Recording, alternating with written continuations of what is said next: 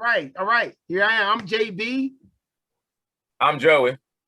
What's up? I'm Chris, guys. And we are CJ CJ Squared. Squared. All right.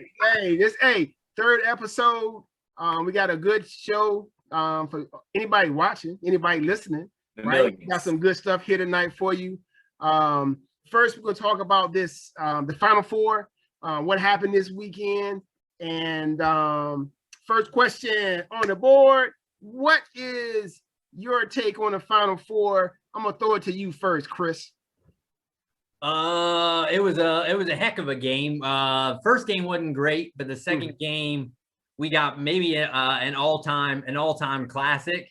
And we end up getting the two teams that we hope to get in the final game. So, I mean, to me, just a great game that it was almost like it was weird because when I was watching, when you see UCLA hit that second shot, you're thinking like, okay, double overtime. I almost was in shock mode when they hit that final buzzer beat. It wasn't even like, I know Joey was going crazy, but for me, it was almost like, wait, what just happened? Yeah. I wasn't even feeling like, it wasn't like a set play and they're coming out of the timeout or anything. Yeah. It was just like, here's a heave. He's not going to make it. Yeah. And then, oh my gosh, Suggs hits that shot. So, I mean, it's an all-time great.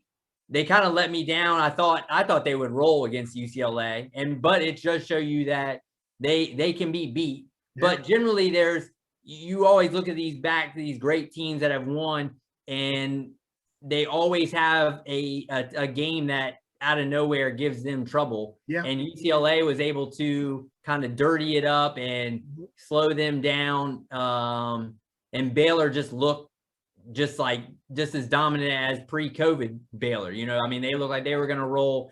Mm-hmm. I still think Gonzaga, and we'll get into who we want to go, but I think it's going to be a great matchup. I mean, it ends up being the two teams we wanted the whole time, and which is rare. I read that it's happened like 9 times since the 1970s. Wow. So it's rare that the best two teams end up facing it. It's usually not like that. So yeah, it's the best two teams from the last 2 years, though, too, right? Yeah.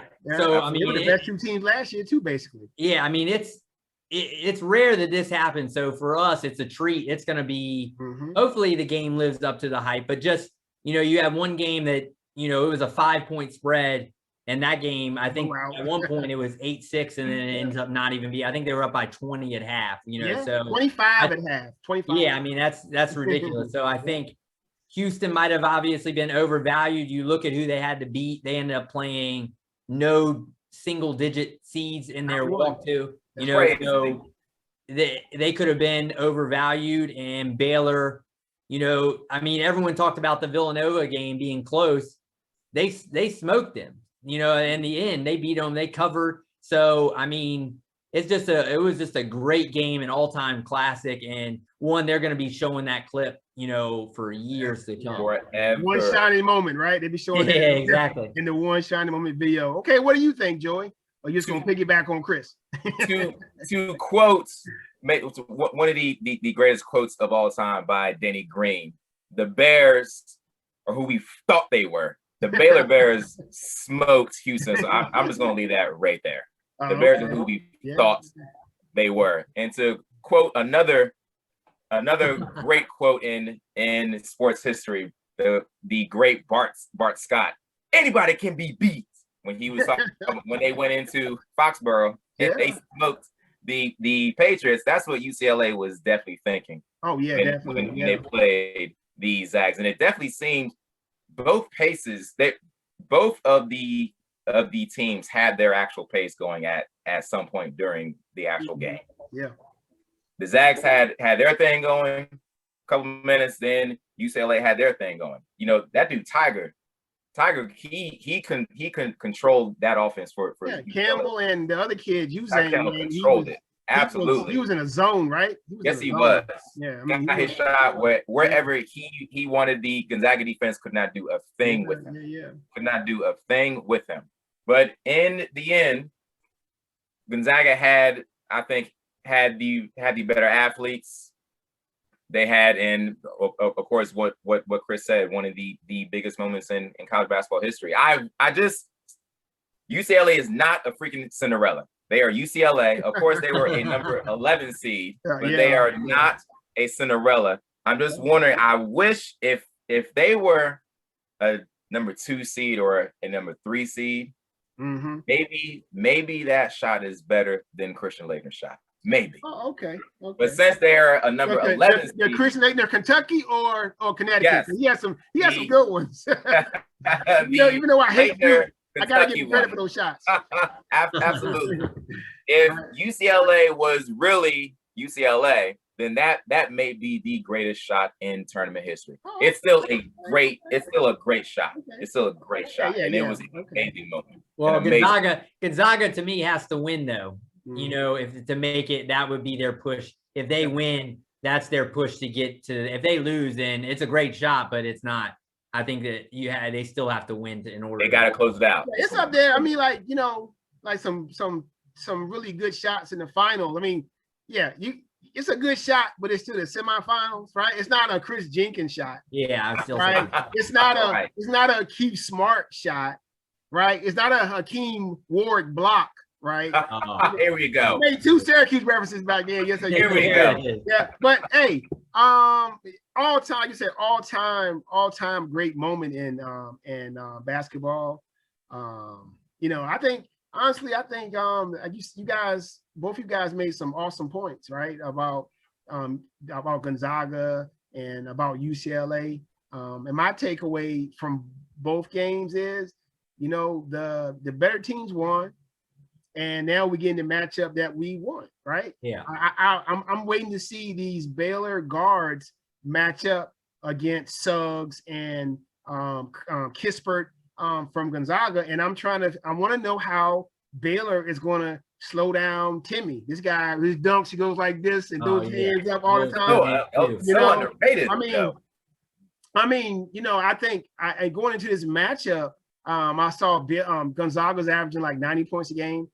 Baylor's averaging like 80 points a game for the year. So, but like I always say, it's going to come down to guard play, right? Yes, it is. I do believe this is going to be an awesome game. I hope it's not like one of those games where you got all these expectations for, and then somebody gets blown out, which sometimes that happens, right? Yeah. But I think it's going to be an awesome game. If the Baylor guards are able to penetrate, make threes, and play D, I think they can give Gonzaga some problems, right? Because that Mitchell and Butler and that was the first game Butler really was on, right? That first half, you really saw what Baylor could do when they on their game. They locked down D and they can just knock down shots and score at will, and so it's gonna be a good game. Now, if you want to know who I got. All right, so okay. Tell us. I'm good either way, right? But I really want Baylor to win, because then I'll win my pool. If Baylor loses, then I'll come in second. So right. That's just how I'm going. So you have your own interest a little bit. Yeah. I got to. Completely. And the spread, the spread is it's probably the lowest spread that Gonzaga's had in the tournament, and I believe it's the only time Baylor hasn't been favored. Right. So it's I think it's 4.5 right now. Right. So it's gonna be a good game. I mean, it's gonna give. Yeah, I mean, the biggest question is Gonzaga is with Timmy. I think inside, can they give them a little bit of issues? Because guard play, I think it's going to be close. I mean, Baylor's one of the best, probably the best, I think, the efficiency wise, the best 3-point shooting team in the country. Yeah. So, and that's a little bit of a weakness for Gonzaga. Doesn't have many weaknesses, but they don't defend. I think they're 90th in the country, which is still ridiculous, but that's, they could be beat in that. So I think Timmy, for me, I think you always get one guy who's just an X factor that may not be the best player on the court. Yeah. But it's just a matchup nightmare for somebody. And I think for me, he could be that matchup nightmare that they, I think that with, like you said, with Mitchell, with Teague, Butler, they're loaded, but you get guards on the other side. Yeah. Suggs is, neither of them. They both got good benches, right? They both come in with good benches, right? Transfers. They're both deep, right? I mean, Gonzaga is deep. They got kids transfer. Got transfer from Florida, Florida, yeah, from Southern Illinois. So they got big three yesterday. They got some players, but Baylor, one of their strengths is they have big men. They play their roles too, right? Yeah, those guys they defend and they rebound and they just do their job. So it's gonna be a good matchup. They got a lot of bodies to throw at Timmy. They got more bodies to throw at him. What was crazy yesterday is with Timmy is he had the fourth foul with like. Yes, he had the fourth foul with like 5 minutes left. And then he takes that crazy charge, right? A clear charge too. And it was definitely, that was the right charge. I mean, it's crazy that nobody, like all today and like yesterday, nobody's complaining about that wasn't the right call, which is it was. Which is rare at that big of a moment. Yeah. That you're not hearing, people. I've seen it happen. Syracuse Duke baseline. I remember that. Yeah. Charge, bad call. Yeah, I remember that. Here we go. Yeah, I got a call like I see it, bro. But then for him to be able to be on the court, he's I think the most important player they had going into that last 5 minutes in the overtime, and he doesn't pick up. To me, I don't see how you don't get him to get out of the game. You know how UCLA can't get him out of the game, but that's the turning point in the game to me is that he dominates, he does whatever he wants to do. Yeah. He makes that huge charge. He does his thing in overtime and then they end up winning. So if you can throw a lot of, like you said, if Baylor can throw a lot of bodies at him, just make him uncomfortable, make him work. And, he's not necessarily a great defender. So I was going to bring that up. If you can get him into foul trouble, and then he's off the court, where do they go? Now they're not nearly as elite because they don't have that interior guy. Definitely. I mean, I feel if I'm Baylor, what I'm doing is I'm doing what they do in the pros. I'm putting his butt in some pick and rolls with those guards. Right. They can move. Huh? Yeah. They can move. Put them in bring the big man up, pick and roll, Absolutely. make them switch, and then put them on Butler or put them on Mitchell, and then attack them or put them on Teague. So I mean, so it's gonna be a good chess match. I believe it's gonna be a good chess match. UCLA's offense, they did whatever they wanted yesterday. There were a few stops that Gonzaga ended up getting 50-50 balls, but in the end, the UCLA offense did whatever they I mean, if Jusang pulls up instead of goes to the basket, it may be and that's what I was thinking. Why don't you just stop and pull up with the floater or something and not go on? Absolutely. Yeah. Because Timmy actually got in there late. Right there. He's standing right there. He was stationary early for a good two. Yes, he was. Beat. Pull up. Do you look? It was game. Well, I said the exact same thing as I was watching. Like, why do you need that extra foot? Like, it's not, pull up, man. I mean, that's game right there. You pull up and then he slides under you. They may call the block. Absolutely. Yeah. But you ran him over. His jumper was cooking the entire game. He was 12 of 18. No, I tell you what, he made a name for himself. Yes, he did. That kid right now, he got some scouts looking at him a little differently now. Mm-hmm. And right now he may come out when the iron's hot. I wouldn't blame him. Right. He may not be NBA ready, but absolutely he may jump now, get paid, right? Well, let me ask you guys. So you think what pace and what score does Baylor want to play at? I think if Gonzaga gets up into the 90s, I think it's favoring Gonzaga. If Baylor can keep them in the 70s or low 80s, I think Baylor is going to have a better chance to win. Yeah, because it's probably a tighter game, and it's Gonzaga not just getting out and running and getting layups and open shots. I think it's gonna be a good game. I'm hoping. I mean, that's the thing is Baylor has shown now with like the Villanova, where they've shown that they can come out and still dominate a game with not playing their style. Yeah, without knocking down threes. You know what I'm saying? And they've dominated Villanova still in the end of the game. Scoreboard wise, where Gonzaga, and it was weird because as you're watching, it was one of those where UCLA was ahead a lot of that game. Yeah. And I always felt like Well, Gonzaga, as soon as they got up by 2, I'm like, here they go. And then it never happened. It was never like happened right there. That big run never happened. It never came. Right there. It was right weird there that the I whole felt. game. It just It just felt like it. Yeah, the coach. They were right there the entire time. I mean, Cronin did a masterful job. He used yes, good he did. You know, and the one thing I do want to mention that they gave the kid credit for a good play. Suggs fouled that kid on that dunk attempt. Oh yeah, it looked like it for sure. That was no Joey. I know. Oh, here's the ref. The ref. That's a Joey. The hand. He definitely hit the ball. He did not touch the ball. He hit his hand. So that should have been a foul. That was a big moment. If that was called a foul against them, that would turn the game a little bit. But that wasn't a foul. I'm sorry. That was, and I hate it when the commentators. I hate this about commentators, right? Don't talk about Grant Hill. I don't care. I'm talking about whoever. When they go with the narrative that's presented in front of them and not going with what everybody in the world can see. I hate that. Yeah. I really hate that. Because look, you watch the game, okay, that's a good game. That was a foul.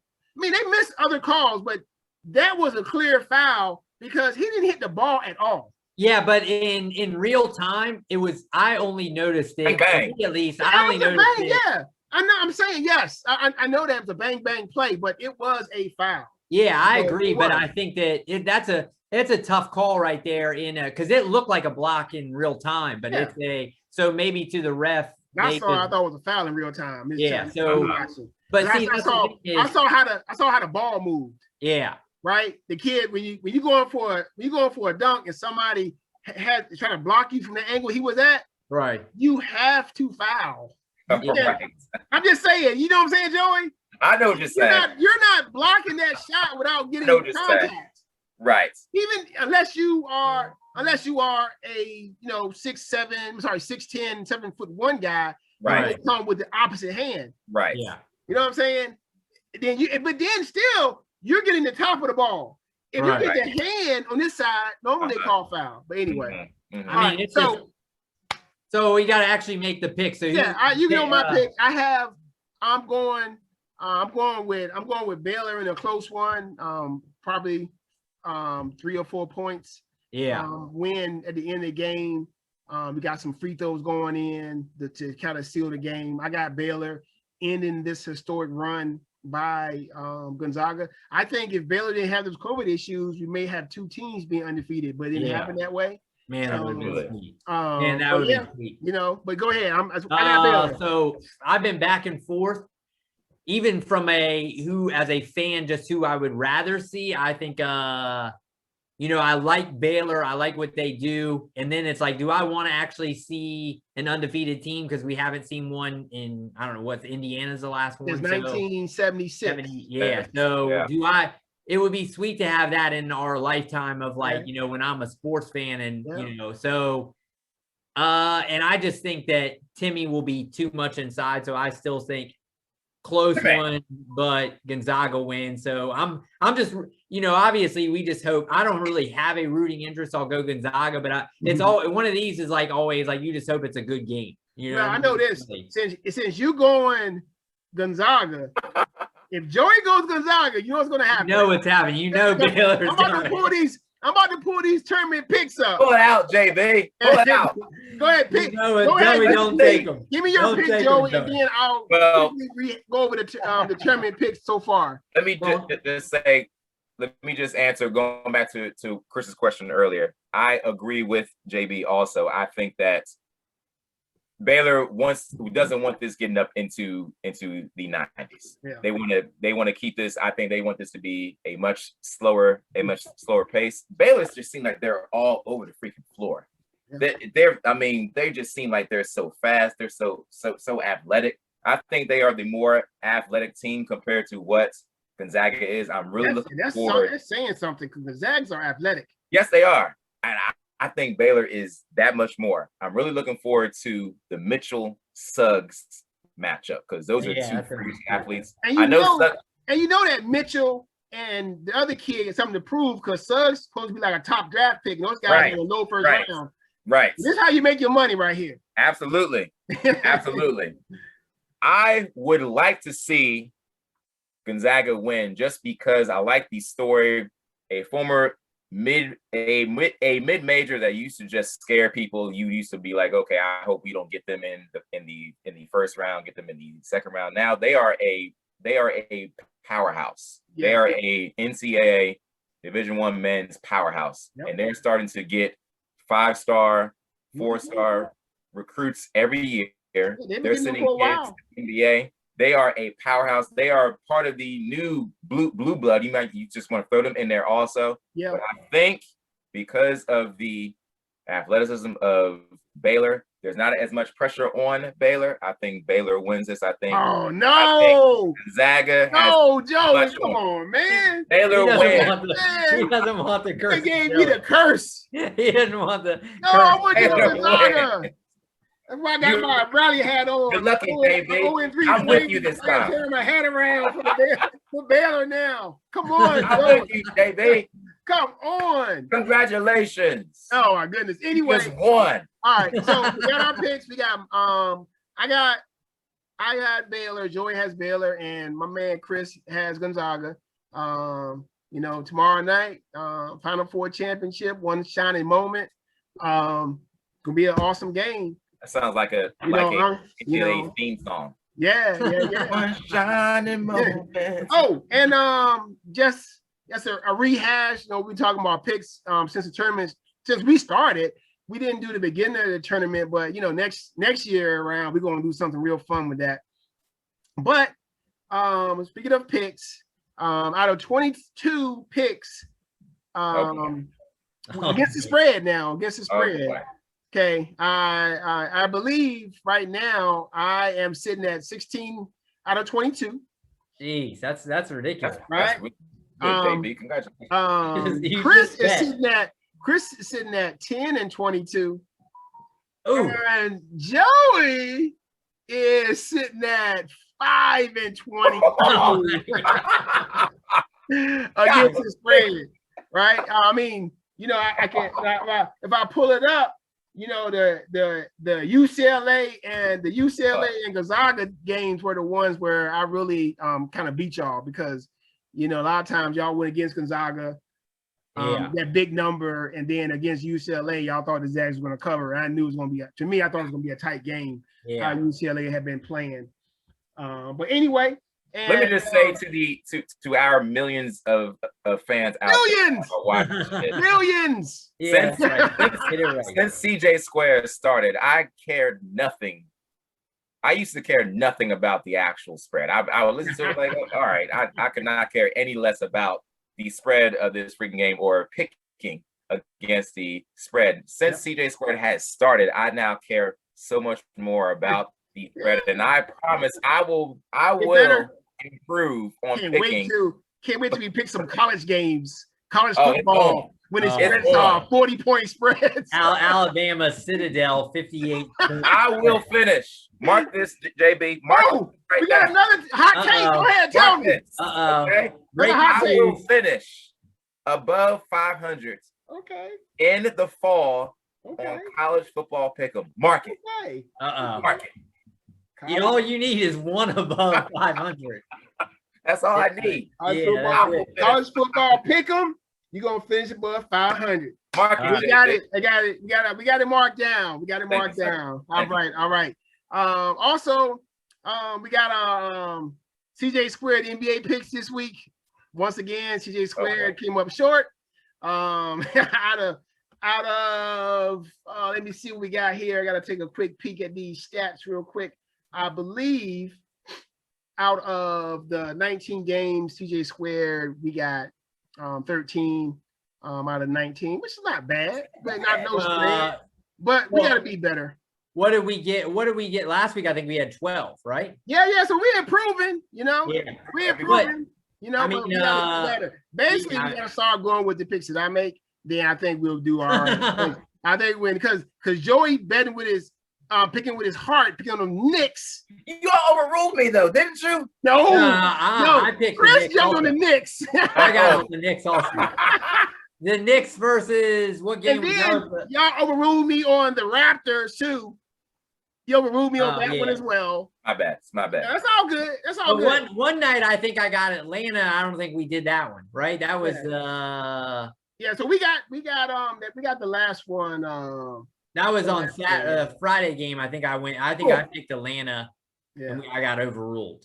Sometimes the heart. Yeah, but the Golden State game, I would never have taken Golden State without Curry. Absolutely not. Yeah. I mean, so there is a little bit, but like you said, the one lady who won it all, one of the two that won it all, she picked last week, so that didn't give us excuses. Yeah. So the man, and she should have just anyway, we ain't gonna talk about that here. But so me personally, I got 14 right. And TJ squared, we got 13 right. So we gotta improve. Hey, as long as we improve every week. Yeah. So hopefully we'll have a better feel on who's playing and who's not playing this next week coming up. All right. So I'm gonna go ahead and pass the baton over to my man Chris for our next topic. And all right, bro.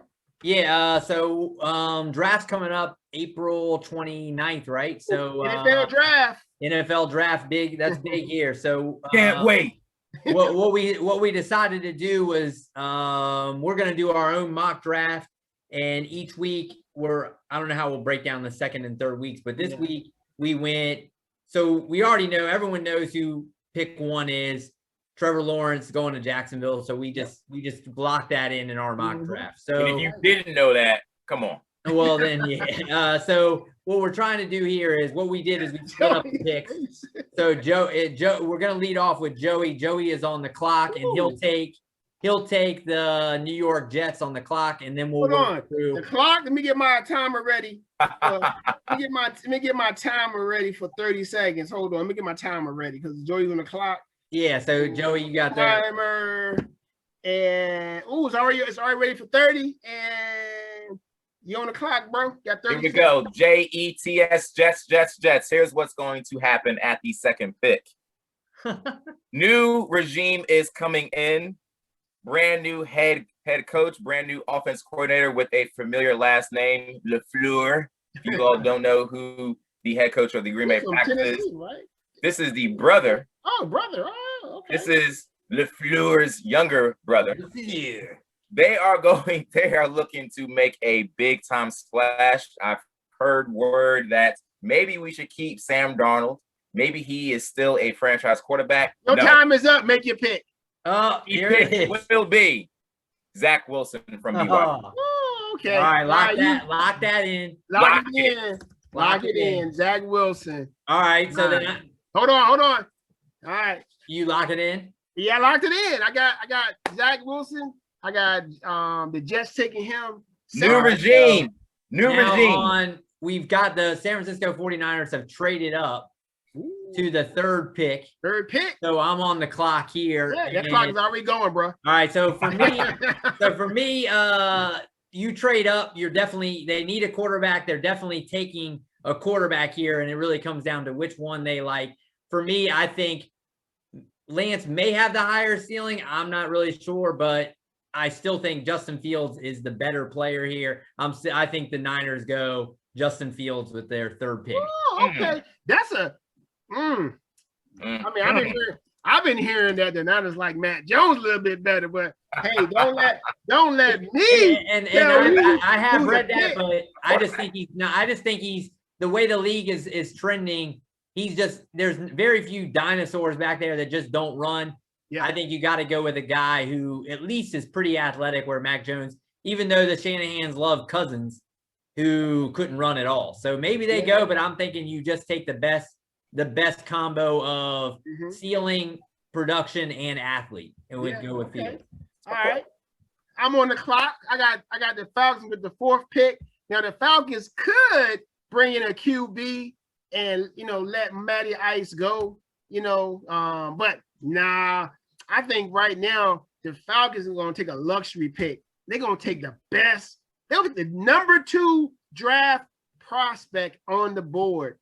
This person is supposed to be a generational player. Oh, goodness, JB. The Falcons are going to go Pitts from Florida at tight end.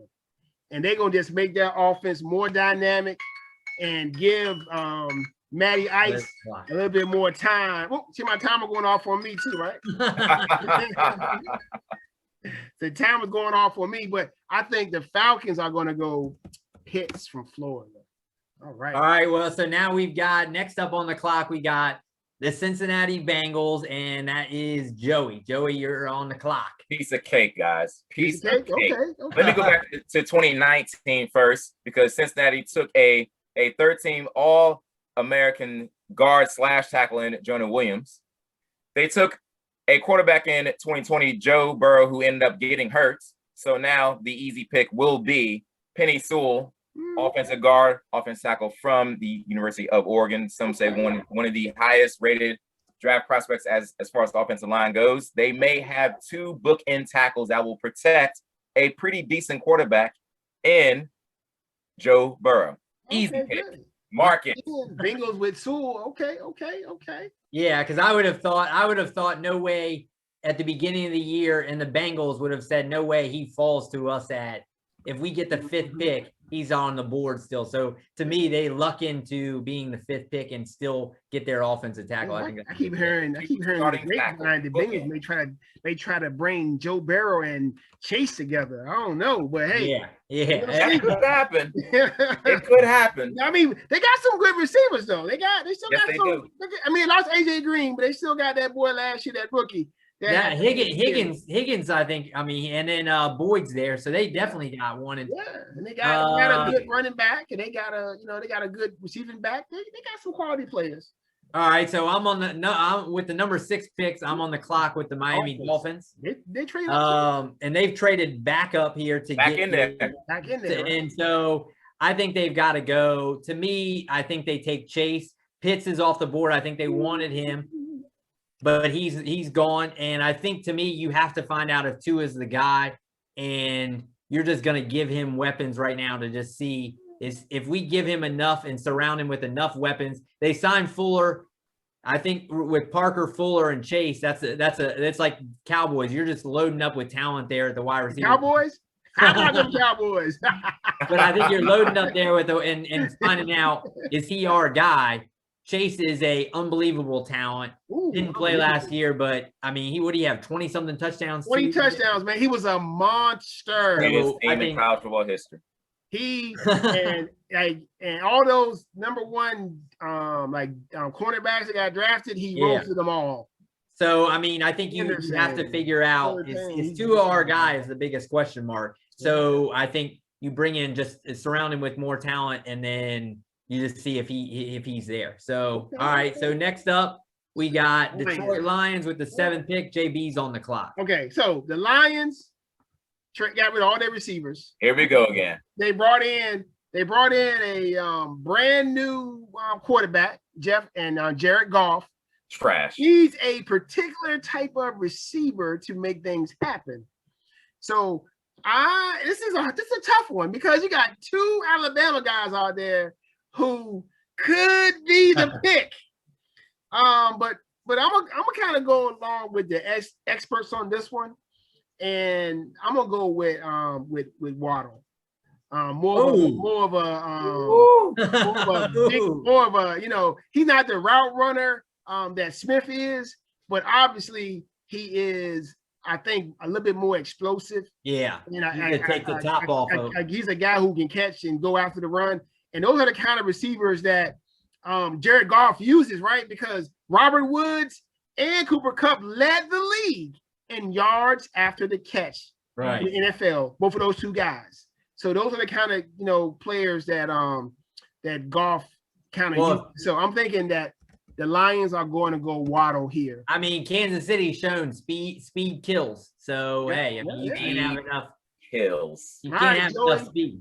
You go. So next up, we got, with the 8th pick, Carolina Panthers. Joey, you're on the clock. Carolina Panthers. Let me just mention that Jonathan Goff is probably in the Lions front office asking if they can trade their 1st round pick for Robert Woods. Who is Jonathan Goff? You mean Jared Goff?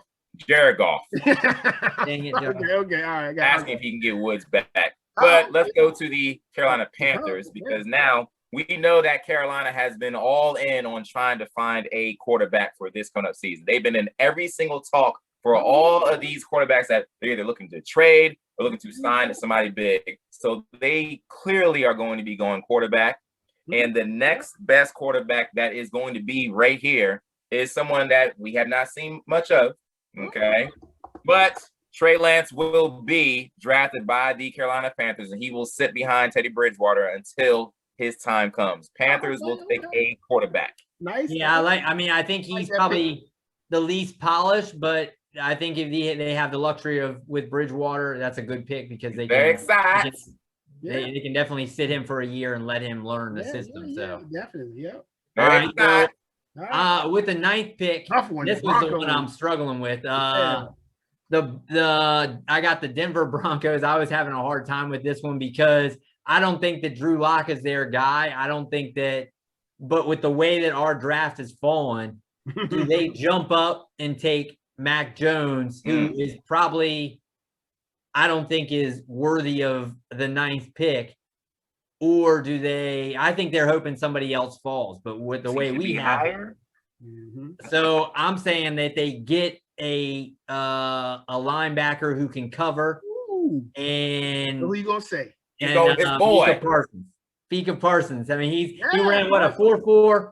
No, he ran a 4.39. 4.39. I mean, a guy that can cover nowadays. You need that type of guy.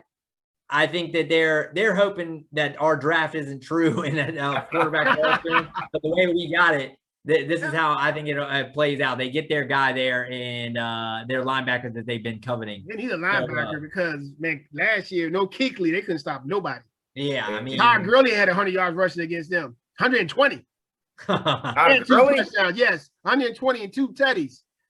I know he's on my fantasy team. All right, so with the 10th pick, this is the moment we've been waiting for. How about them Cowboys? JB with his team. Oh my goodness! On the 10th pick, on the clock, with the Dallas Cowboys. This is a tough one, man. You got 3 quality DBs out there trying to outdo each other, trying to be that pick.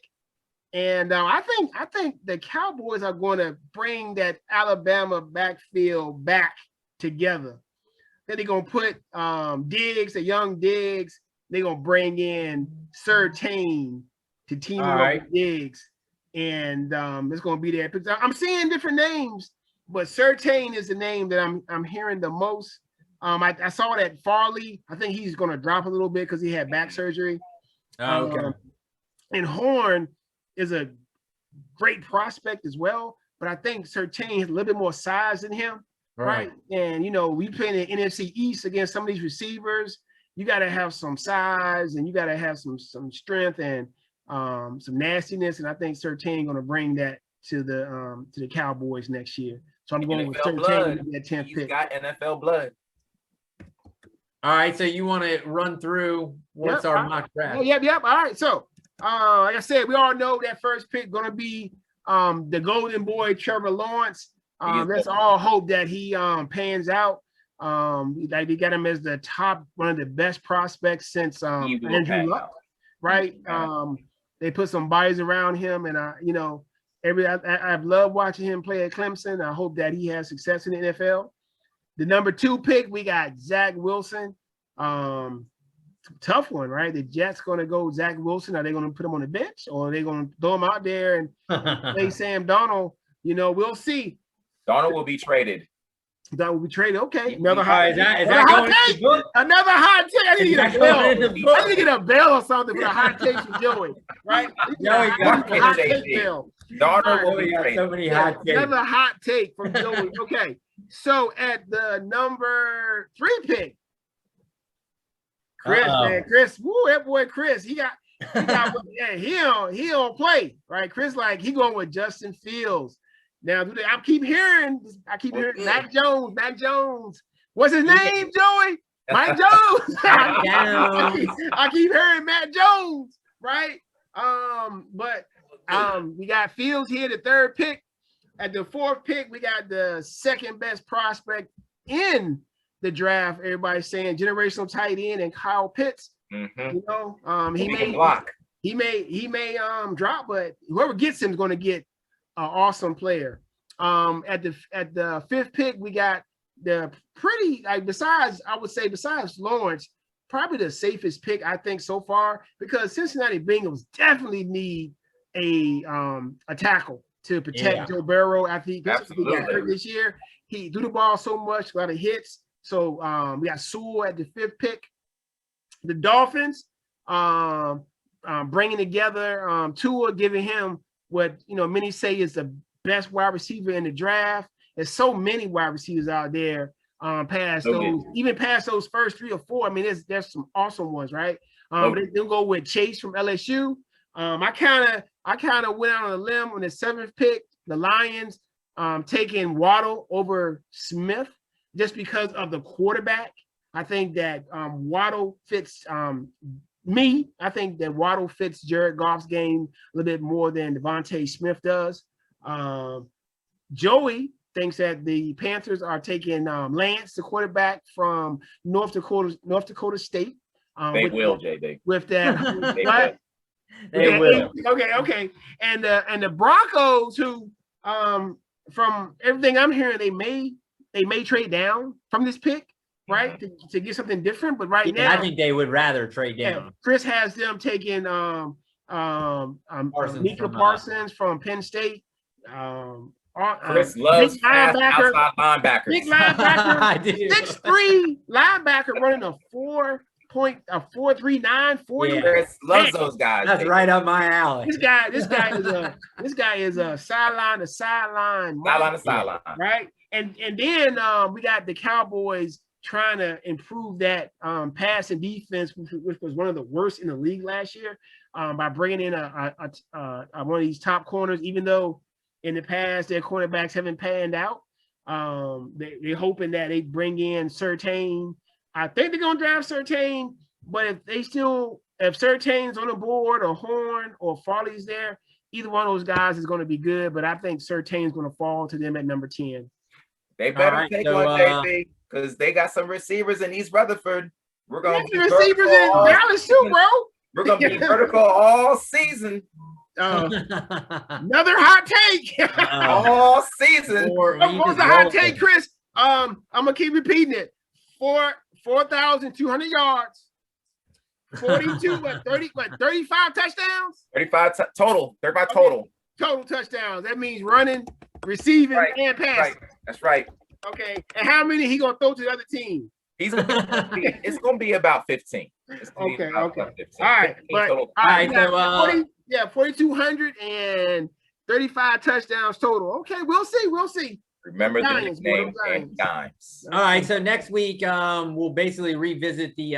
We'll come back and we'll split this up into 3 sections. So it'll be. I'm not sure exactly how we'll do it yet. How many teams? I mean, we got how many? There's 30. There's 32. There's 32 picks. So we'll have to see how we want to split. If we want to go 12 next week, and then we'll go with I don't know, because it'll be an odd number, right? It's okay. Yeah, it's okay. But we'll give somebody an extra pick or something. Yeah, we'll figure out how we want to do it next week. So it's basically we'll come back with the second of 3 parts, and then on what we're planning on doing is that what would be that final week before the draft, we'll really just have a whole draft show is what we're looking at right now, and then we'll go through.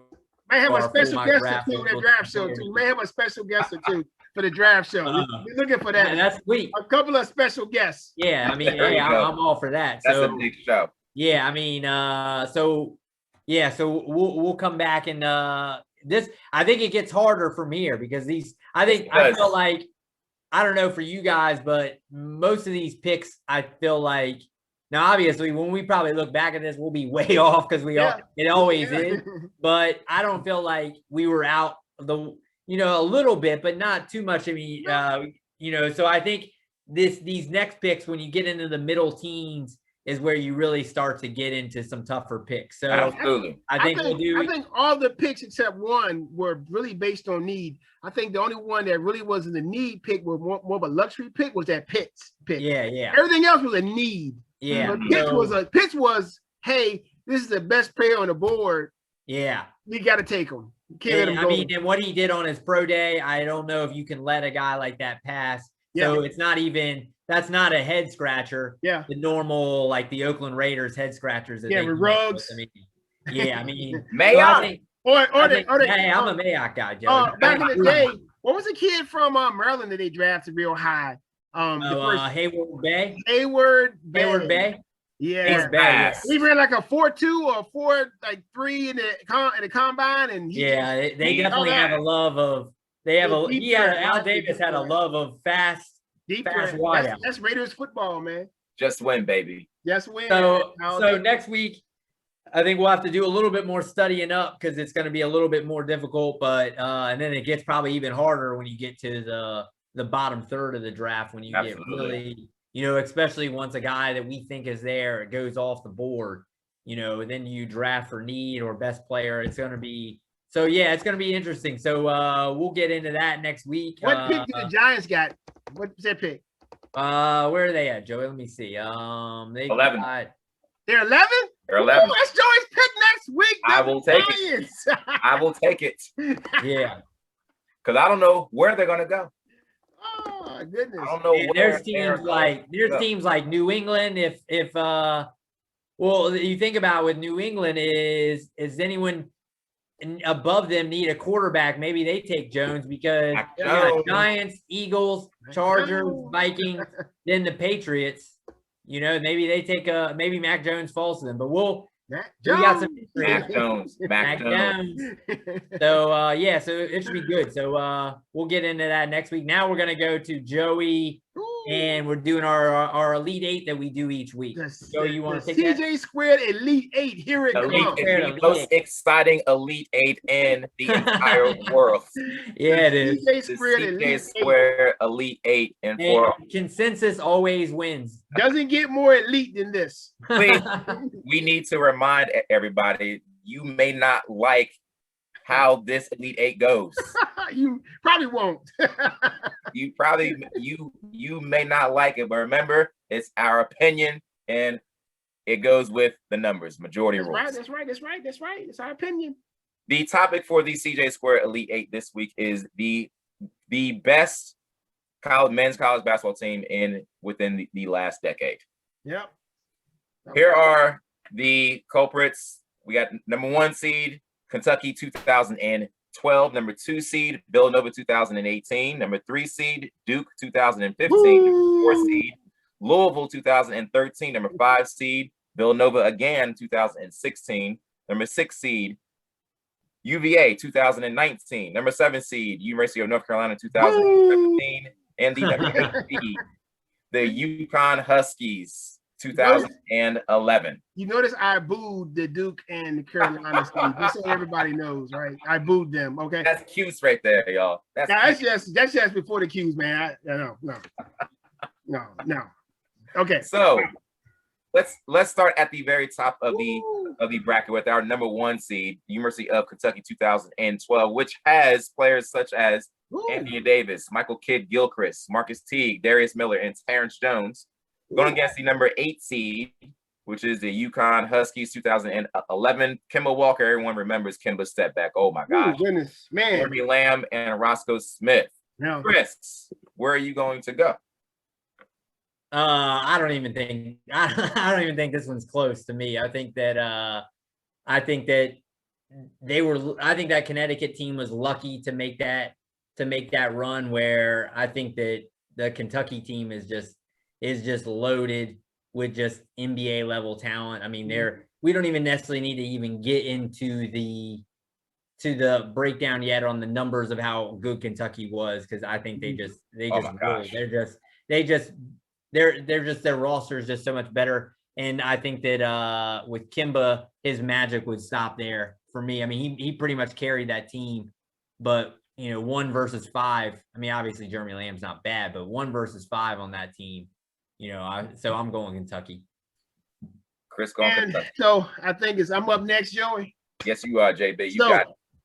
Last week I surprised the world by saying I took my 8 over the 1 seed last week. Yes, you did. But this week, that's not going to happen.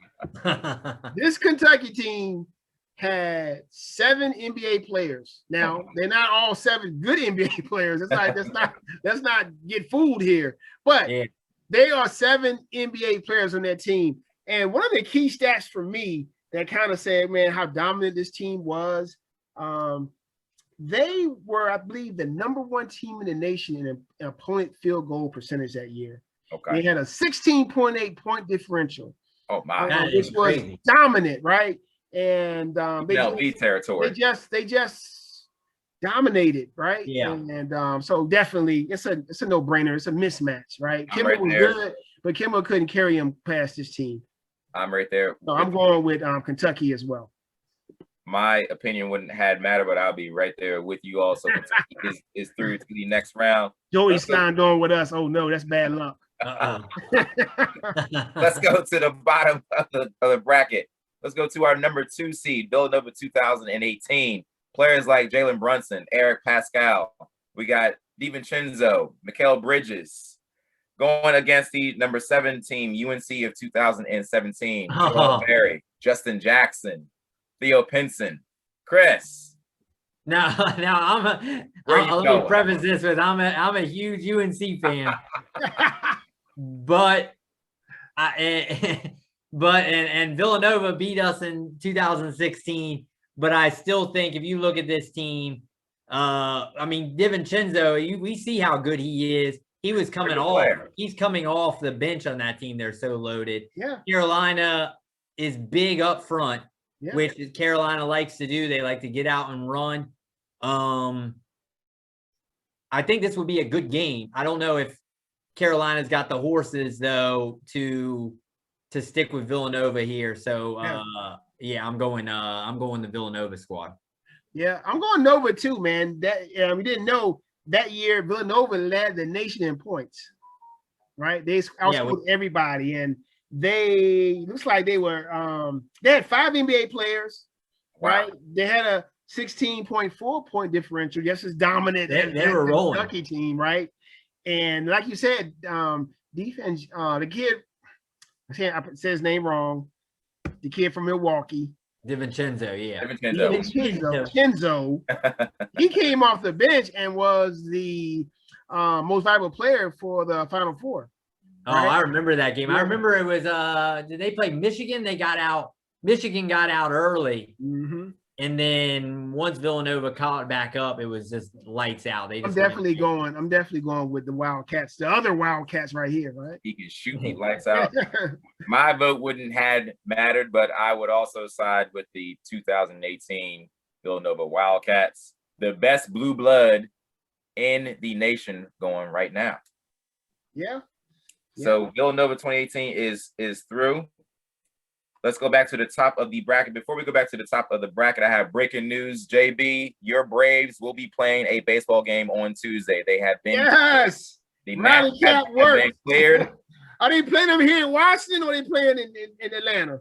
That's a good question. I look it up. Thanks for that. Rally Cap time. We gotta get a W, man. We're 0-3 to start this season. Need a dub. Yeah. We got 179. 179 left. 162. So what's that? 159. Oh, the season is short, right? Okay, 159. Okay, it's still a lot of games. Hey, we coming. It's 2 mini games almost, but we'll take it. Yeah. Let's go back to the top of the bracket. We're gonna go with 2013 Louisville Cardinals. Players like Peyton Siva, Russ Smith, Gorgie Jang, Montrezl Harrell going against 2016. Villanova has made its second appearance in the CJ Squared Elite 8 for this week. 2016 Nova, we've got Jalen Brunson again. Wasn't the Jalen Brunson that we know of now. Chris Jenkins, Josh Hart, and Archidiaco. I don't know if I got that right. I think that is correct. Yeah, we know who you're talking about. Archidiaco, yeah. Yeah. Y'all know who he is. Yep. Yeah, I know who he is. Yes, definitely. What you got, Chris? Man, this it's getting a little bit tougher. I think it's a good game. I think that actually in Louisville, that's the one that got vacated, right? That's all that whole issue. We don't count that though. So, but we're not worried about that. I still think if you look at that team, Harrell was a freshman that year. He wasn't the guy we wasn't knew Trey yet. later on. I still think that overall talent, Russ Smith was killing it for Louisville. Yeah. But I just think that, again, Louisville just is too talented. That was a great team. That Louisville team was great. Yeah, but I don't know. I just feel like, again, the Villanova with all those guys, Brunson, Hart, what's Bridges that year? He's not on that squad? I don't think I think he was a transfer, I believe. I don't know. I don't think he's on the team though. No, he wasn't. Either way, I give me another Villanova team. Oh. I just don't think that I think Russ Smith had to do too much that year. Mm-hmm. I don't think they were as balanced. Villanova, that's the one thing with them, is they're always balanced. Yeah. And they can beat you in multiple ways. Josh Hart's an inside out guy. So I think that Russ Smith just doesn't carry him. He's not that Kimba type of guy. So I think that you give me another Villanova squad. Yeah, I looked at the stats and I looked at the players. Louisville had 4 NBA players on that team. Villanova had 6. I kind of always go with that because that's the kind of the tell for me, right? You got the most NBA players you got, they're going to the next level. That's the teams you usually got to watch out for. And I'm gonna go with Chris on this one. I think that Villanova team is just going to be, even though Louisville they played fast paced, they led the nation, they were second in the nation in steals. I think the Wildcats, they had the guards who weren't going to turn the ball over and give up easy baskets for Louisville to help their cause. So I'm gonna go with the Wildcats as well on that one. Of course, my vote wouldn't have mattered here, but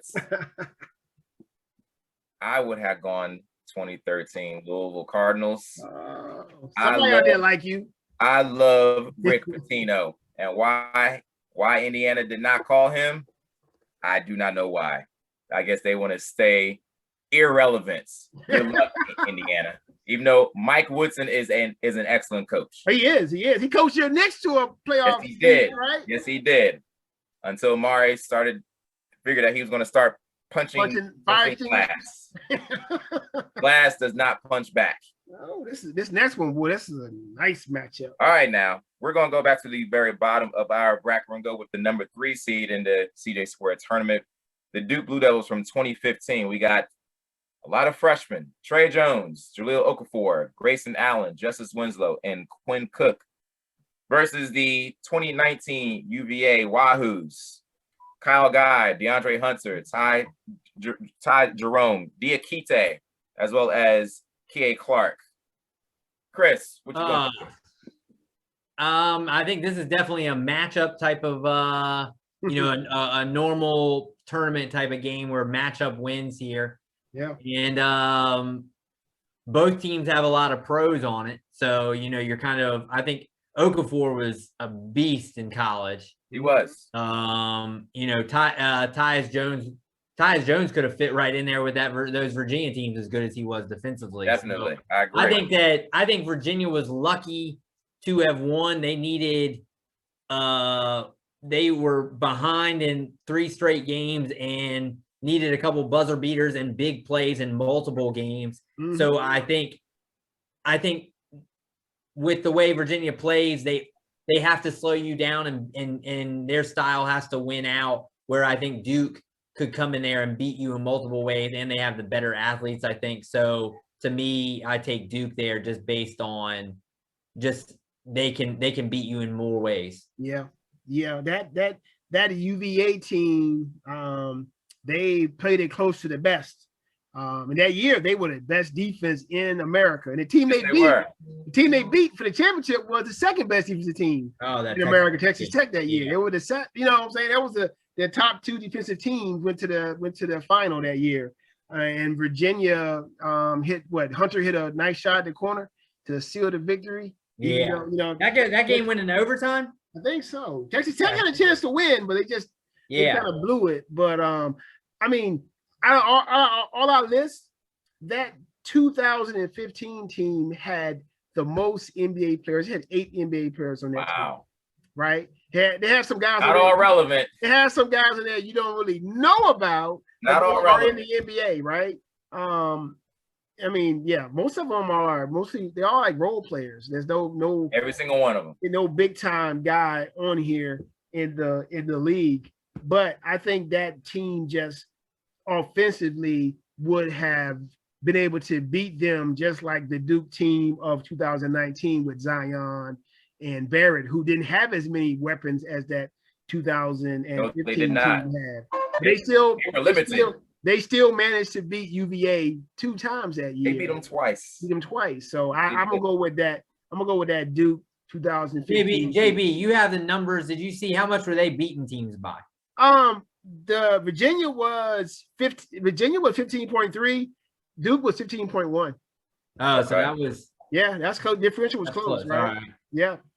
That UVA team was not giving up points, man. They were the stingiest of all the teams on here. I remember over-unders, they would be like nothing. Like for a normal college game, you'll get in the 120s. Yeah, theirs would be like what 100, like 100 points. Yeah. And that's just the way they wanted to play, and it's just a tough matchup for anybody. That pack line defense. Absolutely. Yeah. Joey, who'd you have, Joey? I would have also taken the 2015 Duke Blue Devils. You would have. Yeah, you better preface that with. I am Homer. I am a Homer when it comes to. I am a definite Dookie. My own self. I've been on their bandwagon since the Brand Burgess Avery days. Ooh, Brand. That's the team that I really Corey McGetty. Corey McGetty. That's the team that I fell in love with. But yes, I am being a complete homer here. I would have taken Duke to 2015 as well. All right, we are in our final 4. Let's go to the very top of the bracket because we got a serious matchup going on here. Serious matchup. Let's go. Number 1 seed Kentucky 2012 versus the number 5 seed Villanova 2016. Chris, that's the Jenkins year, right? When he hits the big shot. Brunson, Jenkins, Harts. So there's NBA guys. There are NBA guys. Yeah. And they're good NBA players. Yeah. Yes, they are. I actually think their NBA players are better than that Kentucky team's. Take away AD, obviously. If we take away AD, you could definitely. I would definitely join that argument to be on your side that the Villanova NBA players from that team are better than I mean, just with Brunson, Hart, and the Ryan kid, Archie Diacono. Yeah, that's 3 guys who get good minutes. Those guys are definitely better than because half of the guys on that Kentucky team not in the league anymore. Right. Only one is in the league. I mean, with Darius Miller and AD. I don't know if is Gilchrist in the league this year. I don't know, but yeah. Kid Gilchrist, he's Gilchrist is in there somewhere. He's just floating around. Somewhere. He's somewhere, all right. Where are they now? CJ Square. Where are they now? He was the second overall pick. With the just a broken jump shot coming in. It wasn't even. There's a bad jump shot. Well, I think right here, if they're equal teams, give me the guy with the head and shoulders above everyone else in the league. You can't go wrong with a top 5 player, and he was National Player of the Year that year. So, and I was thinking, I think I saw he was only the 4th leading scorer on that team. Yes, he was. Yeah. But defensively, he was so dominant. I mean, oh my gosh, he's on another level. They wouldn't have any block shots. Villanova wouldn't have anybody for him. Yeah. So give me Kentucky and AD moving on. All right, I'm just gonna keep it simple here. Go on. We'll go with Kentucky. The defense there you go. is going to. No, he's not even getting a vote yet. Yeah, I'm going with Kentucky. We're chalky this time. Even though Villanova, the players in the NBA now are probably better than the players that Kentucky has in the NBA. Back then, those college players for Kentucky were good and they were loaded and they had more bodies to throw at Villanova than Villanova had to throw at Kentucky. So I'm going with Kentucky. Mm-hmm. Absolutely. I'm right there with you all as well. We kept it simple, as you said, JB. Let's go down to the very bottom of this bracket. We have a pretty good matchup here. Let's go back to the number 3 seed, Duke 2015. Let me remind you all, Trey Jones, Jahlil Okafor, Grayson Allen, Justice Winslow, Quinn Cook versus the 2018 Villanova Wildcats, Jalen Brunson, Player of the Year, Jalen Brunson, I believe, Eric Paschal, Vincenzo, as well as Mikal Bridges. Chris. Mikal Bridges. What you gonna do, Chris? Then this is a close one because you got kind of similar teams, and both have NBA guys.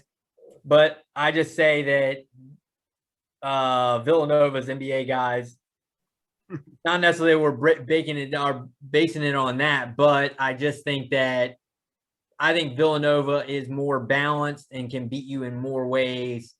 And so, and Brunson that year was incredible. So I'm not sure if he was Player of the Year, but I know he was in the running the whole time. So to me, if you have good guard play like that and you have a Player of the Year candidate as your leading guy, I think that, and if DiVincenzo is coming off the bench, I think I read that they won every game by at least 12 points in the tournament. So they basically just rolled. Nobody could stop them. So give me Villanova again. Gotcha.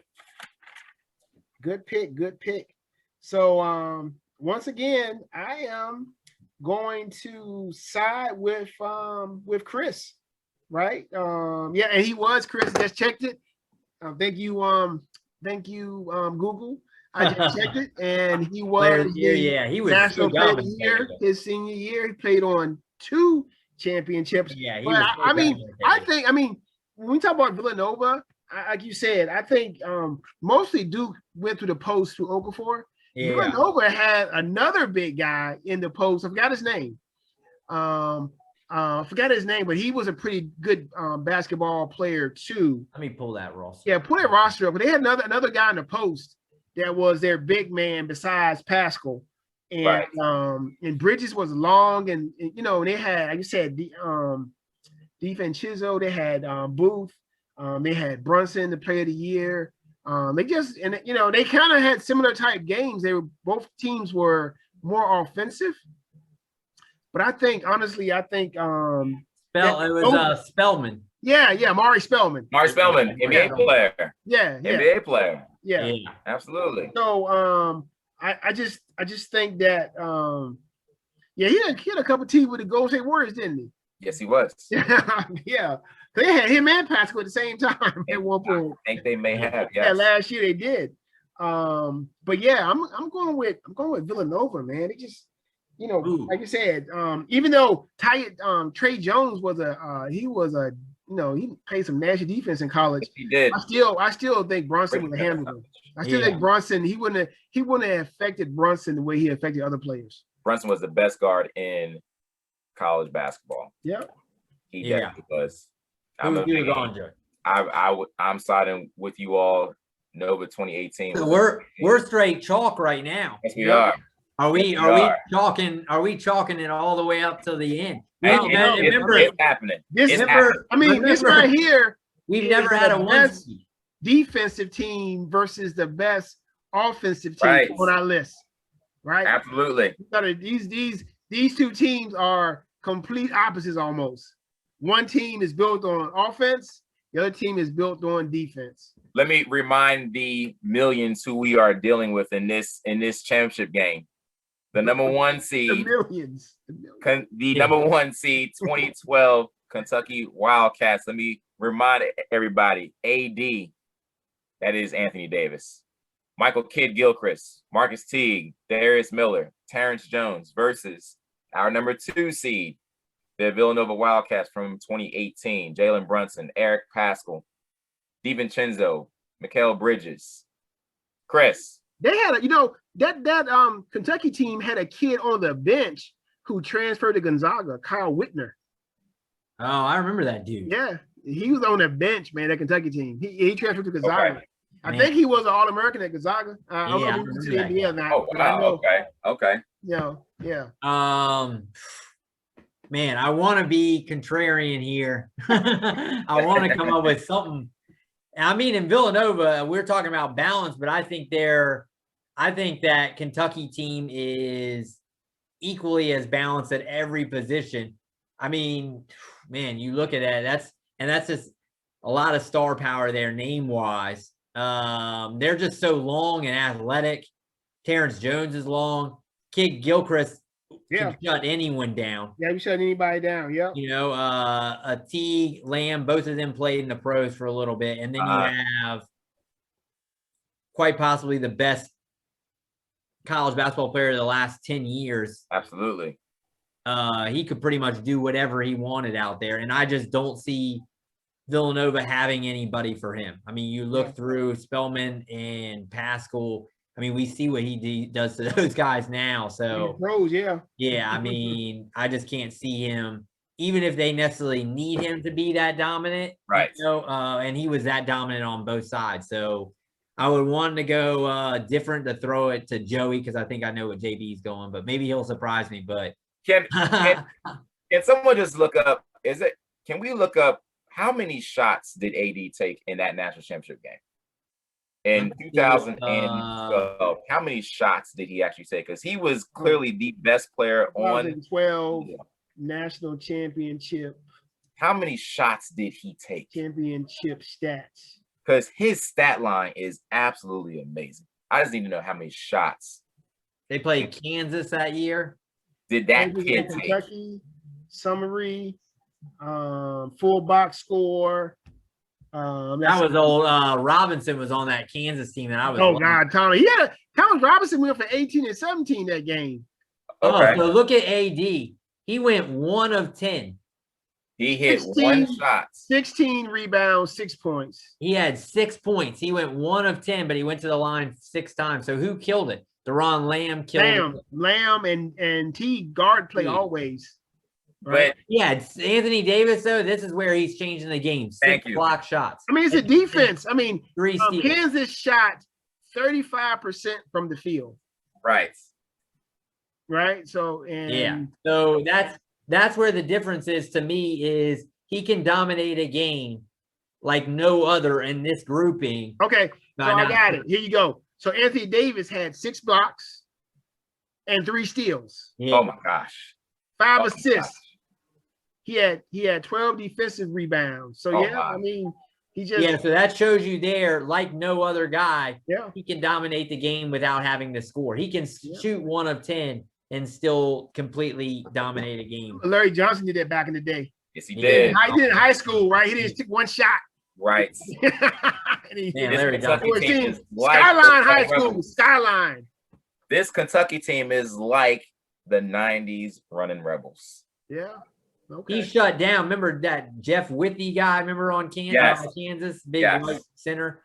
He was 2 of 8. Yeah. With 7 boards, he only had 5 points. Thomas Robinson was 6 for 17, so he wasn't efficient. No. Man, how did Kansas make the championship game? They have nobody that's in the pros. Well, Thomas Robinson was a cup of tea college player, but that young boy. He was sitting behind the Twins, and then next year he came out and he blew up. But man, in the pros, man, what happened? You mean the Twins that lost to VCU in the Elite Eight? Yeah, but I think Thomas Robinson is on our Elite Eight. Where are they now? But CJ Squared, where are they now? Where are they now? He's definitely one of the guys. Yeah, played for the Wizards for a little bit. He bounced around the league for a while. Yeah. So I think did Sacramento draft him? I think so. I think they did. Yeah. At like the 6th pick. Yeah. That's a Chris put it in the books as a missed pick there. I was high on him. Yeah. So the winner of the CJ Squared Elite Eight. Well, so I went Kentucky. JB hasn't voted yet, but we see where I think I was gonna go Kentucky because I think Kentucky would have had enough on defense to slow Nova down. Yeah. Right. They wanted to. They got guards, but they could put Kid Gilchrist on Brunson. Brunson would have still got a little bit, but he wouldn't have been as efficient. And ain't nothing inside with AD. No layups, no nothing.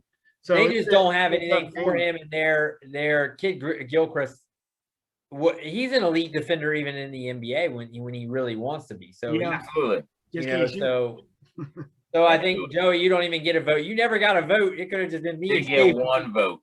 We went chalk all the way through. The entire way through. Right? Except no, we went one time we didn't, right? A 5 seed. Was that who we didn't go all chalk. A 5 seed Duke got through, right? Were they a 5? Duke was a 3. No, we put Nova 20 over Louisville was a 5 over the Louisville team. Yeah, 5 over the 4. Yes. Yeah, so that's not really that crazy anyway. Right. You go to my CJ squared files. Oh, in the files. Yeah, CJ squared file. So in our we did our best draft ranking. We did our best draft rankings. I think you guys picked Anthony Davis, I believe.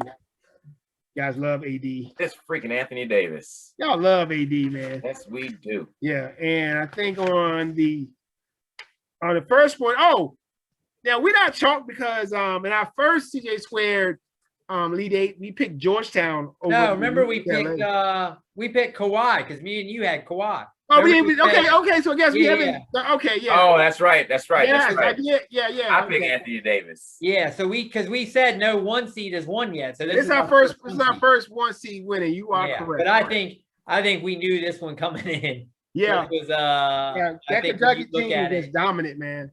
And I like to try to make a case. I can't even. Yeah. This one's tough. Can't do it. When you have that much better of a player than everyone else, then at least at the other one with Georgetown, we had Ewing and Walton. We were trying. It was more balanced because you had elite guys everywhere. Yeah, you had elite guys everywhere. Yeah, this one it's like you have one elite guy and then you have a bunch of role type players. Yep. What did Charles Barkley say yesterday? Y'all watched him talking. He was like, some of these teams got just Joes. Oh yeah, these guys got what do you call? He called him something. Gyms. Yeah, they got Gyms and Joes. Yeah. Like, some of these teams only got Joes. These guys got Gyms and Joes. Some teams Joes and Gyms only. These guys got Gyms and Joes. Gonzaga and Baylor. That's what he was saying. We'll see. I think the only really elite guy maybe is a Suggs guy on the NBA level here. That could be. And that's a maybe. All right. He's a 6'4" guard in the NBA, and freakish shaft. It's hard to be an elite guard nowadays, right? It's because it's so many. It's so many, right? How do you to be an elite, you got to be on Steph Curry, Dame Dollar level to be elite. Yeah. And that's a long way to go for that youngster. Yes, that's possible, right? It is possible. I like the other guy too. I like in the NBA, I like that Butler kid too. He's strong. He got a nice handle. He already got a little step back going on already. And generally, he can shoot. He hasn't shot well in the tournament. Yeah, and he has the pass. You see him making those cross court NBA dime passes. I like what I saw. So it's gonna be a good matchup tomorrow night. So let's hope that Butler wins. So JB can win his. So JB make that money. JB can win his pool. Get that money, JB. Yeah, we ain't talking about money. He ain't talking about money. They got Mitchell as the 15th pick right now. It means he's going up because a couple of weeks ago he was down in the 20s. Right. So he's playing his what's Butler at? Butler's probably in the 20s, isn't he? Butler is he's at 37. So he dropped. Yeah. Because he wasn't he's not shot the ball that well. So. Yeah, that last game he shot the ball real well. But because they like Mitchell because his on-ball defense. Yeah. And he got, Suggs number 4? We got him at 4 or 5. They got him at 3, and they got Kispert at 9. They've got Kispert is 9 NBA prospect. I think it's a little high. I mean, you know what? You look at the Hawks. The Hawks got the guy from Maryland, Kyle. Yeah. He could be that guy. He wasn't the player Kispert is, and he got drafted high. So that is true. Well, you need in this league, you need shooters. So definitely. And he can shoot. So he can slash too. He had a nice dunk yesterday. Is defense overrated in the NBA? That's a good question. Yeah. Is defense overrated in the NBA nowadays? Joey loves team defense. Team one-on-one defense is yes. Team defense is not. Yes. Being able to rotate, know where to go and contest shots. Absolutely. Yeah. I think I do think though that we saw like Dort last year in the bubble and there's times where guys can shut down a player occasionally when they need to. And there's very few guys, but I would say and you'll be asked to do that occasionally in a tight game. But overall, you're not going to take a guy that high just based on. We saw the guy from Auburn. What's he done this year? He's horrible. The Cleveland kid, that Okoro or whatever his name is. Oh, yeah, he started every game though. He's been a starter. But I mean, I don't think if they went back and made that pick again, no way he's. Yeah. If you revisited that class, no way he's like what did he go 5? No way he's the 5th best. We'll need to do that one year one time where we revisit the class. You know what I mean? Yeah. Maybe after the draft for the NFL draft, we can revisit last year's class. Yeah, definitely. And take a look at it. So you're getting bonus content right now. Bonus to the millions. You're getting that bonus content right now, right? Yeah. That bonus content, that good Absolutely. stuff. That's what we do for y'all. That off the cuff conversation. That's what we do for y'all. Y'all ain't gonna get this anywhere else. Yeah, it looks like he went 5th, right? I mean, most of the guys who got drafted off of potential. That's exactly. Like Anthony Edwards, he's playing. Wiseman, he's potential. Ball probably was the best rookie, right? Yeah. Best NBA ready rookie. Halliburton. Halliburton's where did he go? He went 12th. Yep. He's a baller. I mean, but yeah, I'm looking at. I mean, like Obi Toppin. Obi. What about Obi? These guys are. Obi ain't getting nothing right. These teams are so deep. I mean, like the guy who the Hawks drafted, who played with LaMelo in high school, he went 6 and he's barely getting time. Yeah. And the Pistons guard has been hurt, Killian Hayes, right? He has been hurt. And the kid from the Wizards from Israel, oh my God, they had him at first like in the top 3 or 4, and he went 9, and he really not doing much. Yeah. I mean, the Suns draft picked Jalen Smith. Jeez. The Pelicans picked from Alabama. He's decent. Cole Anthony been hurt. I mean, I'm looking at these picks, man. It's some good, decent. I mean, the best value right now probably was 25 and 26. Quickly and Pritchard. I mean, those guys are turned into decent NBA players. Absolutely. I don't know, man. NBA draft, man. It's well, it's like you said, it's all potential based. You're reaching for. You play 4 years in college, man. They don't like you, which makes no sense. They sure don't. No, they want potential. That's why the NBA is just wild. So well, because you'll be the best team next year. And you gotta get the best players. Yes, well, I mean, all the old guys. What young players are stepping up and putting in work like that? Nobody. You better have cap space. Yeah, but what young player right now is really making a difference? Like, nobody. I mean, like potential, like playoff push. With Melo out, what other rookie is putting in work? Because the Timberwolves are horrible. Cat need to get out of there. Cat need to go somewhere else, man. Right? They need to trade Cat, give him a chance to be a winner. Right? Cat's got one more year. Yeah. Okay. Really think about things. Then the next best rookie, Halliburton from maybe the best rookie, Halliburton from the Kings. The Kings, they beat a good team one night and get blown up by the Lakers, who ain't got nobody. What Sacramento does. The Lakers didn't have no AD, no Drummond, no LeBron, and you lose at home? They still lose. Sacramento has not recovered from Robert Ory's three-pointer. I mean, I'm looking back over the draft class of the last 2 years, and your only guy at this point who is actually making a massive difference in the NBA is Luka. To me, Zion, you could maybe make the claim. Okay, you can throw Trae Young in there too. Trae Young is made a difference for the Hawks. You could throw him in there, but that just shows you that you got to give these guys a certain amount of time anyway. Yeah, you know, I mean, LeBron didn't make his first playoffs until his third season, correct? Who? LeBron didn't make his first playoffs until his third season. No, I think they went there. I think he went his second season. Was it his? It was either his second or first season they didn't do nothing. Like Melo's team went and the Pistons went. Oh boy went, but LeBron no. So you're looking at when you look at actual like higher end guys, other than like you're starting to see more talent from the 2017, which had Alonzo, Tatum, Fox, Fox is nice. Donovan Mitchell, Adebayo. Nice. Those are you're basically looking at a new generation of stars right there. You're looking at a couple years that it takes in order to kind of make that transition to like a higher level. So but two guys we can't leave these guys out.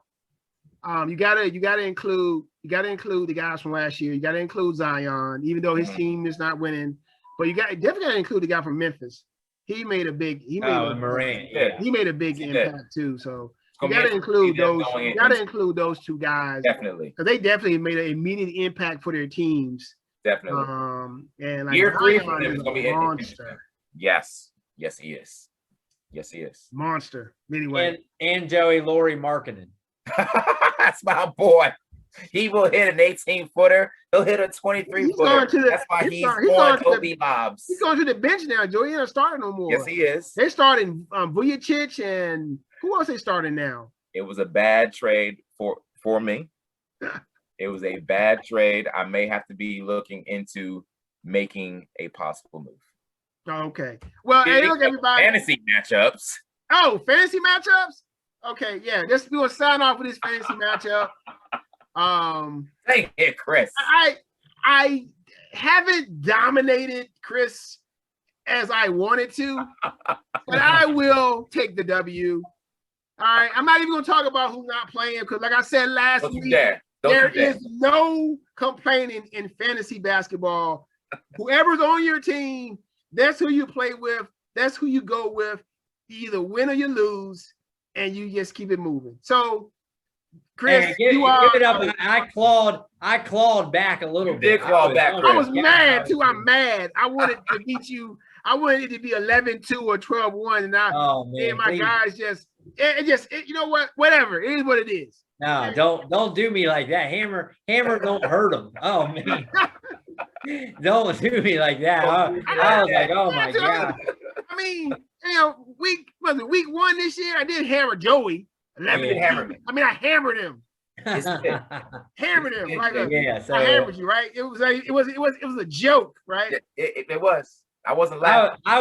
I was thinking, no, as long as I don't lose turnovers, I'm good. That was middle of the week. That's what it was looking like. I know, right? I was like, am I going to sit all my guys? Guys start hitting threes, start rebounding, But I mean, now I lose Hayward, so I don't. It's playoffs, soon. So we'll see. 2 weeks. We got 2 more weeks in playoffs, right? Playoff time. Yeah, first 2 get a bye. Right now, first round buys. We may see right now. I'm gonna be scratching and clawing my way through, trying to do something. Hoping it'll be matchup based for me. So you know what I mean, But yeah, so next week, looking at another draft, we'll break down what the Final Four. We got the Masters coming up, so we'll probably go over a couple. Ain't my master. Who said that, Joe? So yeah, it's still. I mean, sports are rolling right now. It's a crazy. Baseball's starting up, so JB's studying his Braves. Put your hat on. Let's go. You're gonna have a baseball game Tuesday. 0-3 to start the season. I couldn't come on here and brag about my Braves. Come on, Braves. Come on now. They will be fine. Come on now. It's a long season. I know, right? Long season. I know. Yeah. So we got a lot of stuff. How do Yankees do, Joey? They start They 1-2. 1-2. Toronto snuck out of the Bronx winning a series from us. We will be fine though. We will be fine. Garrett Cole, you had him. He's he that's your guy, your horse, and he freaking loses for you for opening day. Jeez. Opening day, Garrett Cole. He didn't get the loss, so they went in extra innings. He got a no decision. They went in extra innings. He did pitch well. Bright spot is Gary Sanchez hit a bomb. El Kraken is cracking right now. We'll see if that lasts. El Kraken is cracking. Yep. All right, JB, we're heading out. Yeah, episode 4 next week. Come on back. I'm gonna start throwing this link out here, get some people watching. You know, you want some good content, give us some good feedback, show us some love. We'll show it right back to you. And give the people what they want. The millions. The millions, that's right. Millions. I like Joey. Right. Yeah, speak it into existence, Joey. The millions. Absolutely. That's right. All right, everybody. I gotta stop saying that, but look. DJ Squared, we are out. See you next time. All right.